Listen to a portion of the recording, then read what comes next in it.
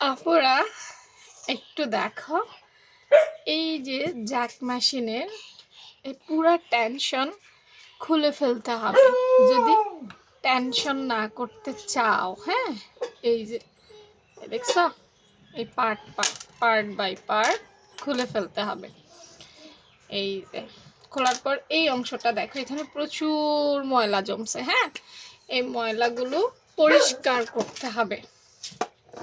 তো এক একজন এক এক পদ্ধতিতে পরিষ্কার করে থাকে।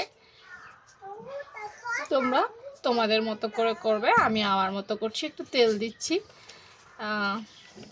এখানে একটা ইয়ে আছে, এটা তেল দিচ্ছি, পরিষ্কার করে নিচ্ছি।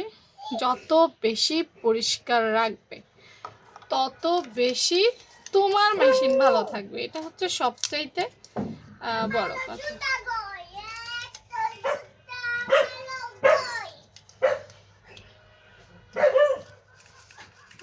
এই জায়গাটা পরিষ্কার রাখবে। জ্যাক মেশিনে এই জায়গাটা না বেশিরভাগ ক্ষেত্রেই অপরিষ্কার থাকে। তোমরা একটু যত্ন সহকারে করার চেষ্টা করবে।